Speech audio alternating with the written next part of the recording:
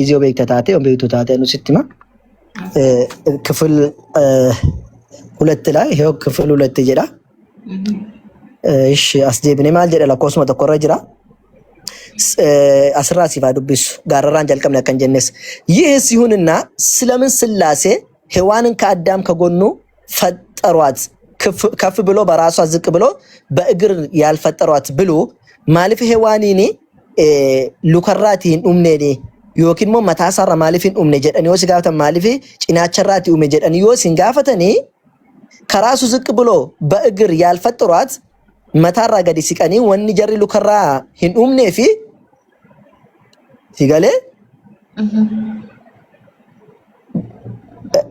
እሺ ማልጀድ ያልተፈጠሩት ብሉ ከፍ ብሎ ከራስ ቢፈጥራት ኦቶል ሲቀ መታራ ኡምኔ ጅራቴ ሴት ኩሩናት ዱበርቲን ሱልማዩ ቦንቱዳ የባሰው በኮራች ነበር ኢንማ ኮርቲ ቱሬኒ ቦንቲ ቱሬ ጀ ዝቅ ብሎ ከእግር ቢፈጥሯት ኦቶ ገድ ሲቀኒ ሞሉ ከራ ኡመኒ ጅራተኒ ቢሆን ኑሮ ኦቶ ኡመኒ ጅራተኒ ሴት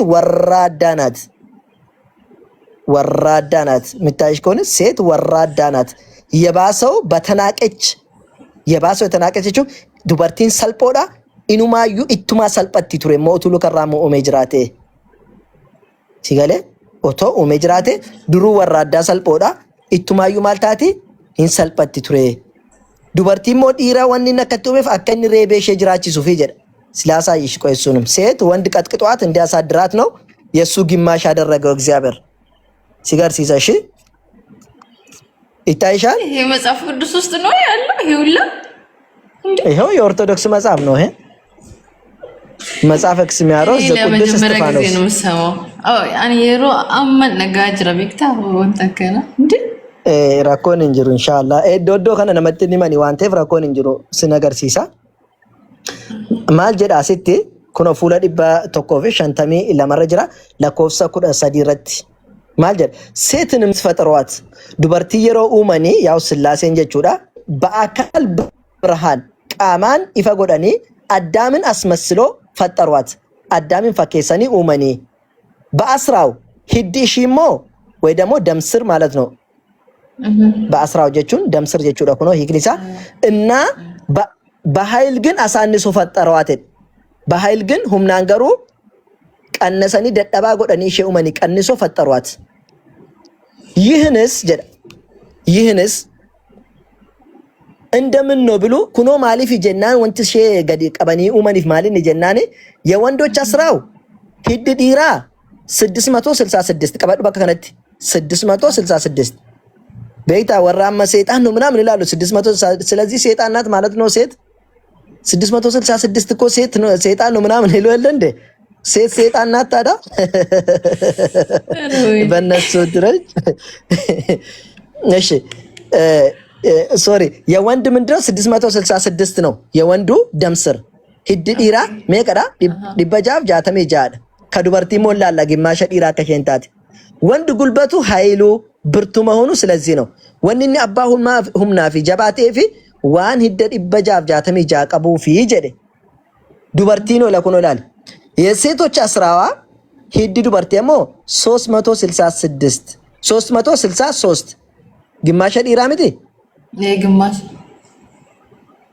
ስለዚህ ዱበርቲን ግማሽ ዲራቴ እቹዳ ግማሽ ዲራቴ ሄደሰነ ሞ ሰሙ ከሳም ቢሰኒ ሉካ ከሳ ዱግዳ ከሳ ሳም ቢሰኒ ኢምቤግኑ ኑቲ ግማሽ ዲራቴ ዱበርቲን ጀቹ አከመት ማሊፍ ጀናኒ በርሲፍ ነድራን ዲ ያኒ ወንታ ተቆጥቁኑ በርሻቱራን ያኒ አቦሊን ከኛ ወንታ ከና ዱጋርብን እገኘ ሲነርገነስ በከከና ዋቀዮቲ በርሲስ ደኔ እርጊ እሺ እና ማሊፋ ከኒ ደደባ ጎደ ሞ ሲጋርሲሳ አከሸሬ ገዲ ቀቤቱ ሙፊዳ ማል ጀደ የሴት ኃይሏ ጉልበቷ ደካማ መሆኑን ስለዚህ ነው ደደብዱ ተውን ዱበርቲን ከናፊ ዋቀዮ ደደብዱ ጎደ ሲኑ ሜቹ ደጋፋሲኑ ሜኒ ደካማ መሆኑ ስለዚህ ነው ጀደ ታዳ ለምንድነው ታዳ እንደዚህ ደካማ አድርጎ የፈጠራት ጀና ኩኖ ሲትመኑ ስለምን ስላሴ ማሊፍ ስላሴኒ አባ ኢልማፍሩ ቁልቁሉን ጀርሱን ሲፈጥሩ ወንድን በኃይልና በጉልበት ብርቱ አደርጎ ማሊፍ ዲራ ሁምናንጪማ ጎደ ኡሜ ዱበርቲሞ ደደብዱ ማሊፍ ጎደ ኡሜ ፈጠሩ ብሉ ዮጀዳኒ ሲጋፍተኒ ይህንስ ጥንትም ሲፈጥሩ ከነ የሩመ ጀልቀበ ኡመኑ ወንድን ለመገዛት ነው ሴት አገርቴ አቲ ዲራ ቢተሙ መለ ዲራ ቢቱ እንደሰት ዋን ንሲን ጀዳ አቤ ጀቴ መታዘዝ ነው ያንቺ ስራ ወንድን ለመገዛት ስለሆነ ገዲ ቀቤ ዋቀየ ሱም ያከሳ ቢተምቱ ጀች ወንድን ለመገዛት አካቲሳ ቢተምቱ ጀቻ ዋቀዩ ሲጀምር የሩመ ኡመዩ ደደብዱ ጎዴ ከን ኡመፍ አከሸን ሁምናን ዱበር ዲራ ጫልቴ ወነን ጀነ ዲራ አከሸን ቢተምቱ yo caaltis ne umne ma dhiira bulchiti kanaafu dhiira bulchuun qabdu dheeti kana qofa akka reebe bulchu veelaasiti maal jedhe ለመገዛት ነው ጀደ ሴትንስ ባህልና በጉልበት ብርቱ አደርጎ ቢፈጥሯት ኑሮ ጀደ ዱበርቲ ኦቶ ሁምናን ደንዴቲ ከቀብዱ ጭምቱ ጎዴ ኡሜ ጅራቴ ጀደ ባልተቻለችም ነበር እንደንደ አምቱ ቱሬ ጀደ ይህንም ይታወቅ ዘንድ ኩናኩማ በከሙፉ ዛሬ እንኳን አሩማ ዩዱበርቲ እንደደብዱ ታቴ ጀደ አንድ ጠንካራ ሴቶች በጎልማሳ ጋር ታግሎ ለማሸነፍ ሲደርሱ ይታያሉ ኩኑ አረዩ ደባታቴ ወምቴ ካቴ ዱበርቲን ይረገን ገልቺቴና ለፋ ደውቃቱ ዩን አርጊና ጀድ አርጊቴ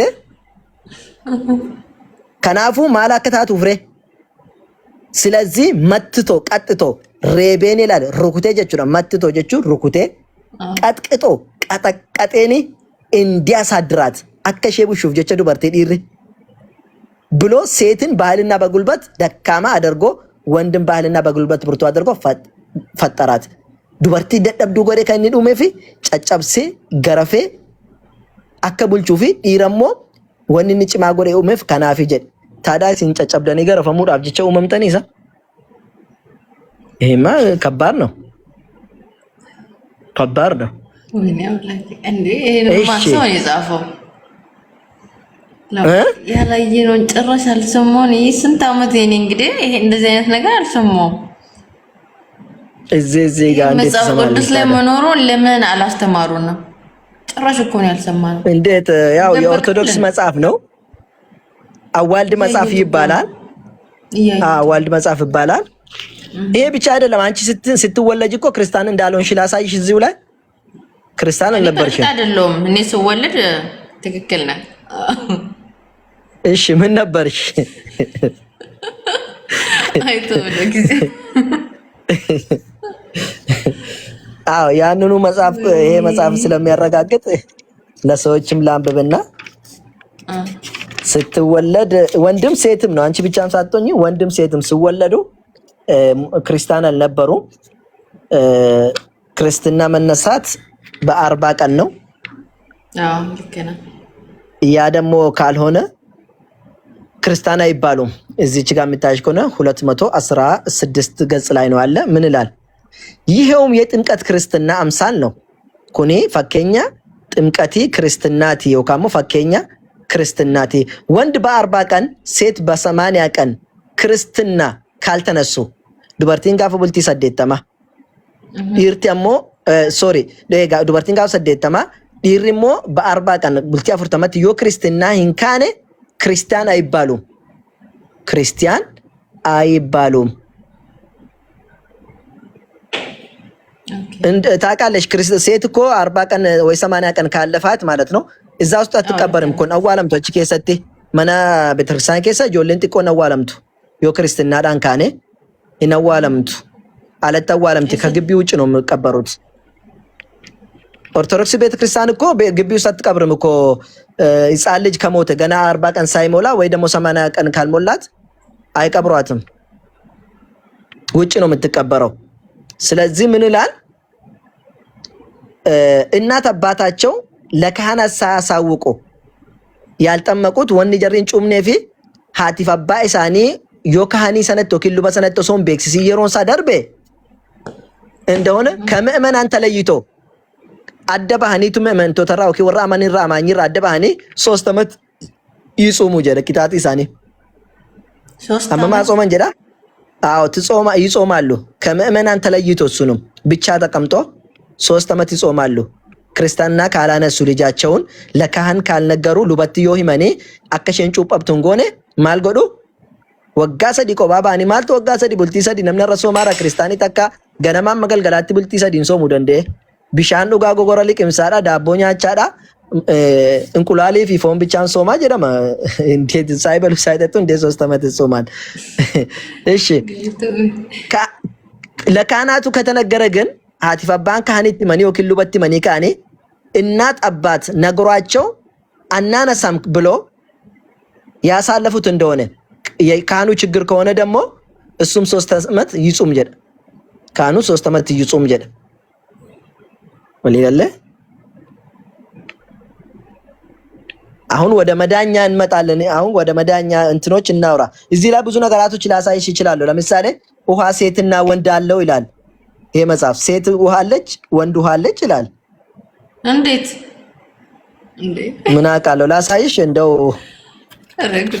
እንትን እንድልሽ ለዛ መሰለኝ። ለካ ዝናብ ከላይ ስመጣ እኮ ዝናብ ላይ የሚኖረው ወንድ ነው፣ መሬት ስር የሚኖረው ደግሞ ሴት ነው። ከዛ ከላይ ወንዱ ወደ ታች ወርና ከሴቱ ጋር እንዴት አያውቅም ግንኙነት አድርጎ ይሆን ፈርቲላይዜሽን አድርጎ ይሆን ከዛ ይወልዳሉ። ለፈኬሳ ዋ ብቅልቹ ጀቹራ እኔ መጽሐፉ ነው የምለው። እስቲ ላሳይሽ እንደው እኔ በጣም ነው የሚገርመው እንዴት ተደርጎ ሴት እንትን እንዳለ አላውቅም። እኔ ሴት ውሃና ወንድ ውሃ መቃኬ ሰኒ ታብታብ ጎዳፊ ጆ ታብታብ ጎዳፊ። እሺ ላውጣ አንዴ ስልኬን ላስቀምጥና እሺ አልቶክ ወደዚህ ላዙርና ካሜራ ነው። አዎ አንዴ ስለማይመቸኝ ነው። ችግር የለውም እንደሚመች ያርግ። እሺ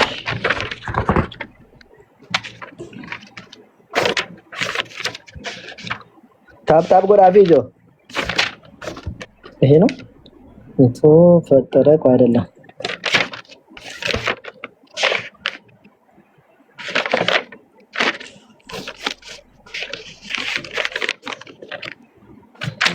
ገለቶ ማቋቋም ከሰ ወደ ታብታብ በተን ገለቶ ጆ ወኒ ጀራ ኢንሻአላህ ጀዴታኒን ይሄው ገጽ 87 ላይ ታገኛለሽ። ኤክስሚያሮስ ተሰናይ እግዚአብሔር ፍጥረታትን ሁሉ ሲፈጥር እነዚህ ውሃዎች ይላል ሴትና ወንድ አድርጎ ፈጠራቸው ጀዴ ዋቀዮ ኡማ ሳውንደሮሙ ቢሻኑቲ ከና ዋቀዮ ዲራፍ ዱበርቲ ጎዴ ኡሜ ጀዴ ሴትና ወንድ አድርጎ ፈጠሯቸው። ከምድር በታች ያለችው ውሃ ሴት ናት። እንግዲህ ብዕር ምናምን ተቆፍሮ ወይ ደግሞ ባህር ምናምን መስለኛል አላቅም ከየት እንደሆነ። እሺ ከጠፈር በላይ ወይ ሰሚድ አውል ከጅሩሞ ያለው ውሃ ወንድ ነው ጀደ ቢሻን ሰሚድ አውል ጅሩሞ ዲረዳ ጀደ። እንዴት ተደርጎ ነው ሴትና ወንድ የሚሆነው? እቹም ብቅልቱ ቦካኔ ኤዳለፍ ያልተቆ ተቆ ሆንጌን ከኑ ፍጡ ፌዳ ዲሪ ገዲ ዱፉ ዲዴቱ ከኑ ረኪሶ ዳ ሸንጀላቴ ሰማ ጎግዴ ገቲ ንጋራ ቺታኤት ኑ ረኪሳ ዲረኑ ዲዴ ማሌ ስላላፍ ሆንጌን ጎጎቹ ዳከ ከናት ቱ ዲሪ ዱፌ ጅራቴ ሄዱ በራብራ ስላሚና መርጊ ወንቱ እንዱኑፍ ቢቅላቱ ረሲ ገለ ዲሪ እንዲዴ እኒ ዲዴ ሰሚድ አቡ ዲናኒ ሰማይ ከሰ ጅሩ ዲሪች ሸንዱ በራከስ ወጥቴ ሴት ያለ ወንድ ትወልዳለች። ደንዴሲ ዳሎ እንደንደሱ አው እኒ ዲራክ ብር ሸንዱ በራብራቱ ነቂዳሉ እንደንደሱ ከና ቦካሮ ማለ ሚን አንብቅሉ እንደንደው ጀቹ ይሄ እንዴት አደርገሽ ነው የምትወስጂ? እንግዲህ ከባድ ነው። አነት ግራ ያጋባል። በጣም ከባድ ነውና አስረዋኔ ዱት ጅራ ቤክቴ አማየሩ አስደቢኑ እሺ ቅርታ የሮ አስደቢኑ ዋኑ በመዲ ፈማ ዋፋንት ቡቡፋታሉ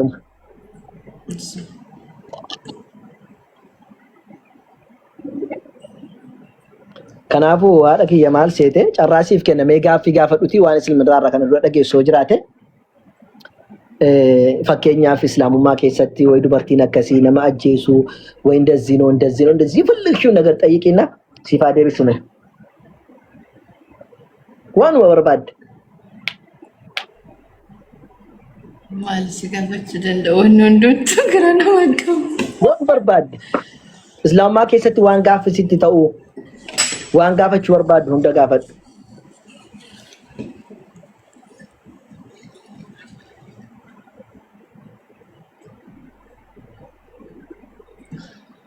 አስተጀረውን ጋፈት ደስ አለሽውን ነገር ጋፈጥ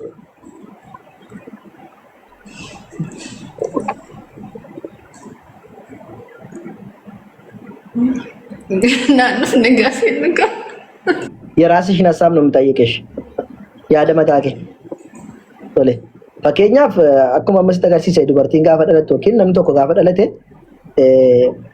dhiira muslima ta'e kiristaana ta'e miti kan inni dhalatu yaw nuti akka beeknutti muslima ta'e akka inni dhalatu kan beeknu rabbiin quraana keessatti boqonnaa 30 lakkoofsa 30 irratti nutti hime hadiisa keessatti ergamaa rabbi sallallahu alaihi wasallam namni gaafa dhalatu muslimuma ta'e dhalata garuu haati abbaan isaanii yahudaan aw yunasraan yookaan nasaara kiristaana taasisanii takka immoo yahudaa taasisanii yookaan warra dhagaa fi muka gabbaruuf haa godhan jalma guddatan jechuudha sii galee kanaafu ati muslima taate erga dhalatte muslima ta'uudhaaf wanni si dhorku maaltu jira homtuun jiru yaa'u tole yoo kiristinaan kaasan san fakkeenyaaf nu baay'ee xiqqoodha wanni beeknu tokko hin jiru wanni isaan nu godhan taana jechuudha erga guddanneen booda ግን አደባፋችሁ እንደንደኛ kun kamidha kun tikkilenyaadha kun tikkilenyaa miti kan jiru san yeroo guddanne bas አደባፋን yeroo tikkenya kun jiru dhugaadhaanis yeroo dheeraadhaaf akkuma keenya kristinaa keessa ture banagaraachin laa ortodoksii keessan ture abbaa kristinaa jedhamuun qabna hundi keenya gaaf kristinaa nu kaasanii achi dammoo yenafsa abbaatu waan jedhamu qabna waan barbaadde hojjette kana itti himattu jechuudha ofiisaayyuu inni badii irraa qulqulluu miti dhaqnee badii keenya kan itti himannu gaafa waa gootee waa balleessite jettu itti badii itti himta maal akka gootu hin beeku banagaraachin laa dhiyoo kana jedhan namicha yenafsa abbaati tokko gidduutti waan nama kolfisiisu sitti hima dubartiin tokko dhaqxeeti yenafsa abbaati abbaa manaa kiyya ala bakka biraa deemee waa goggodhee jira egaa yoo isatti himatan cubbuun inni isa miti akka nuti beeknutti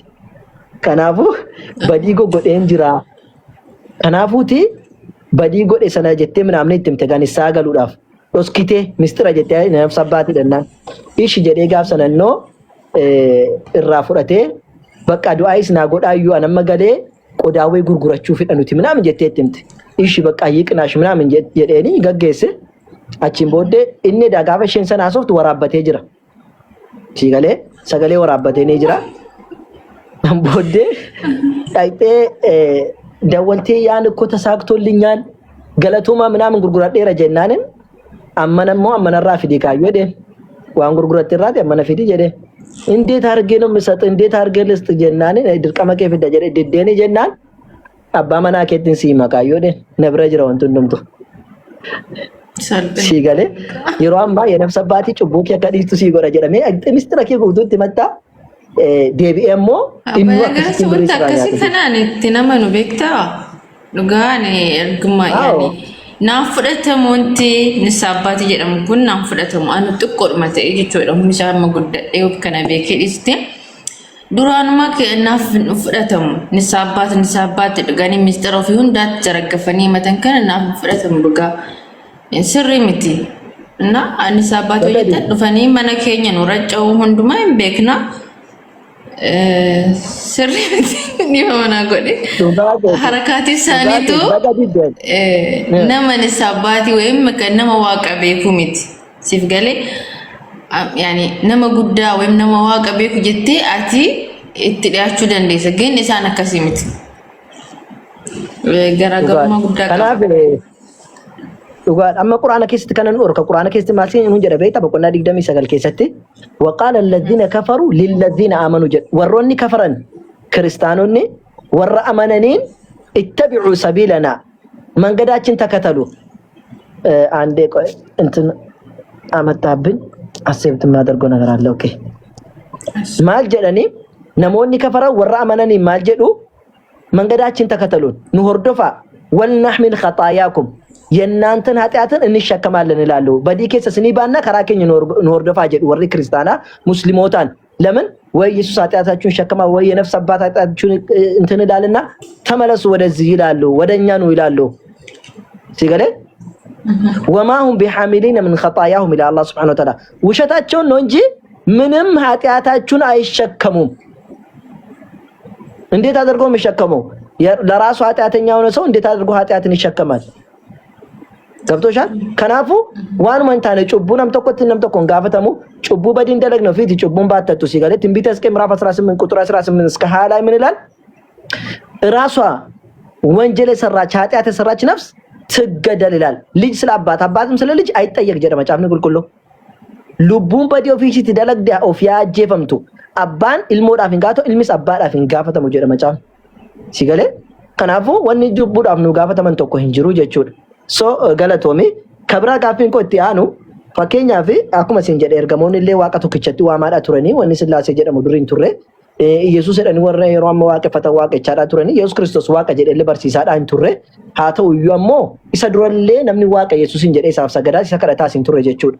Kanaaf waaqa tokkicha Yesuus Kiristoos isaaf sagadaadha ture.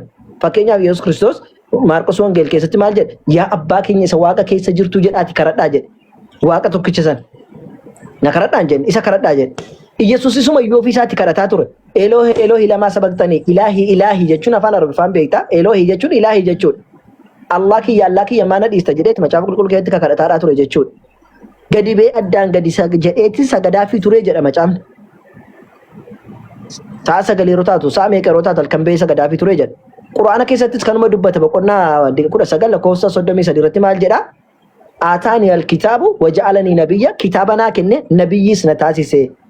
Itti aansee maal jedha? Wa'awsaanii bisalaati wazakaati maa dumtu hayyaa. Amma lubbuun aan jirutti amman akkan isaa sagaduu fi akkan hiyyeessa gargaaruuf Allahn na ajajee jira jedhe. Siigalee akkan isaa sagaduuf akkan immoo maal godhu akkan hiyyeessa gargaaru na ajajee jira jedhe. So Yesuus Kiristoos isa sagadaafii ture ergamoonni kan sagadaafii turan. Siigalee waaqayyo tokkichaaf sagaduu isa fudhachuu isa jala deemoo wanti si dhorku maaltu jira?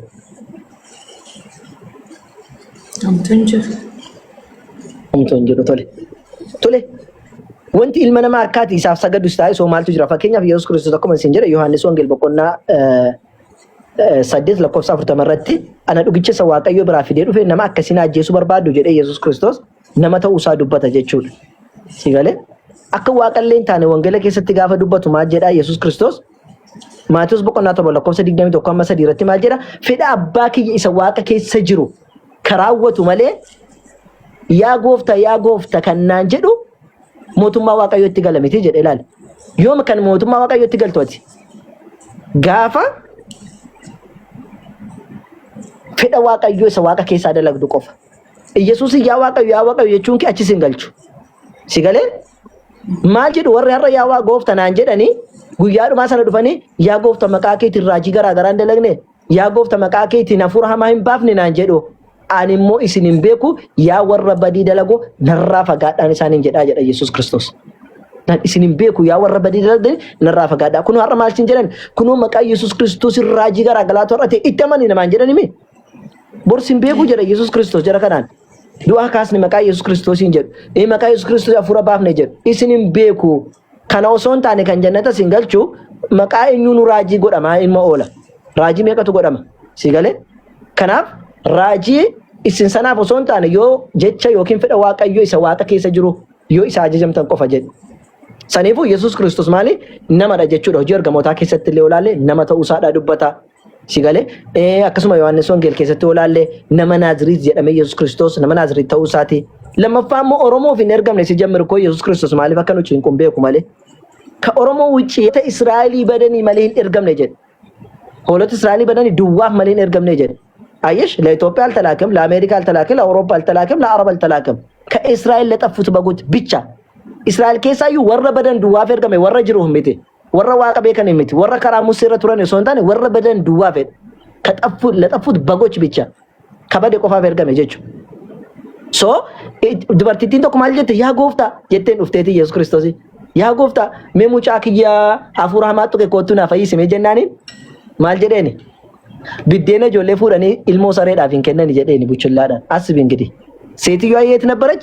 ሰመራዊት ነበረች። ወረ ሰመሪያ ቱርቴ ኦላ ወረ እስራኤሎታ ኢትዮጵያ ወረ ፈጎ ጅርተን ኦላ ወረ ሰመሪያ ኦላ ድንበሪ ሳኒ ቶኮ ኢየሱስ ክርስቶስ አችራን ደርቤ ለቀ ለለባራ ቱሬ በርጋ ወደ ናዝሬት ሲወጣ በዛ እየወረደ ነበር።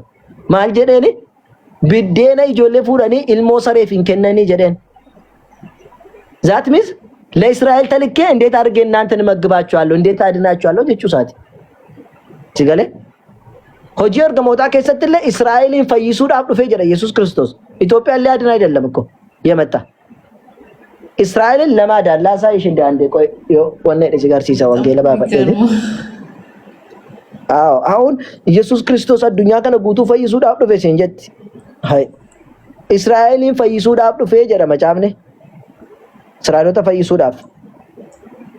Fayyisaa dhagaaba jennu moo fayyisaa isuma ዓለሙን ሁሉ የሚያድን አይደለም ኢየሱስ ክርስቶስ ተልኮ በአላህ ፍቃድ የሚያደርገው እንትን ነው እንጂ ዋን እኒ ጎዱዳ ማለ ኢየሱስ ክርስቶስ ኦፊሳቲ ፈይሳ ዋቃ ቶክቻቴ ምት ዋቃ ቶክቻ ፈይሳ ተውሳማ መጽሐፍ ወኒ ከሰት ዱበቴ ጅራ እንትን ይሁዳ ከሰት እርጋ ይሁዳ ከሰት ዋቀዩን ፈይሳ አባቱ ከቸ ተውሳ ዱበቴ ጅራ ኢየሱስ ክርስቶስ ገሩ እኒ ከን ፈይሱ ማለ ንሬጀናን እንፈይሳ ከን ጀደመ ኢየሱስ ክርስቶስ አይፋዲን ተኮሰ ጅራ እንፈይሳ ከን ጀደመ እኒ ራጂ ሆጅታዳ ቱረ ጀቹ ራጂ ሆጀቹሳ ኑቱኒ ያመነሳን ሲቲ መሐመድ ቤቲ ራጂ በአላህ ፍቃድ ሲሰራ ነበር ፈደ ዋቀዮቲ ሲጋሌራ እሺ ጆር ገሞታ በቆና ሜቀ እስራኤል ፈከኒ እስራኤልን ፈይሱዳ ፈከኒ እርገመ ሲቲ ገርሲሳ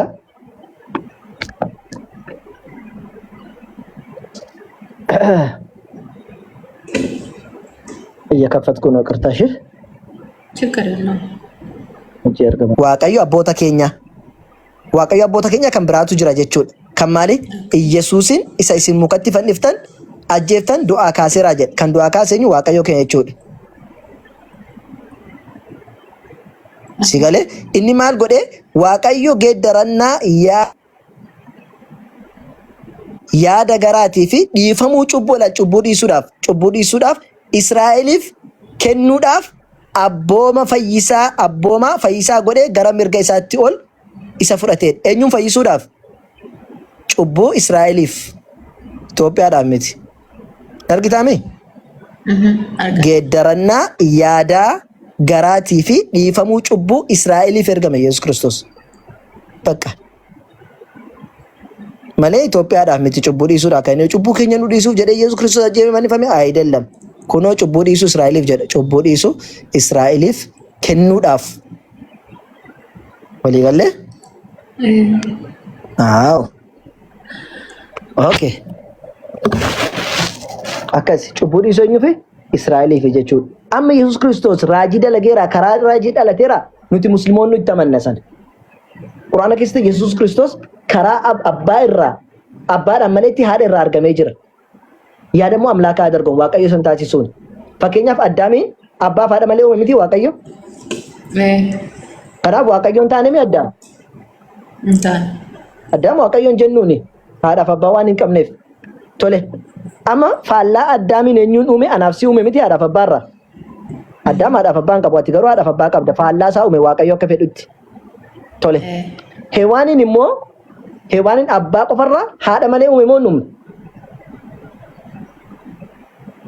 ኡሜራሜ ሄዋኒ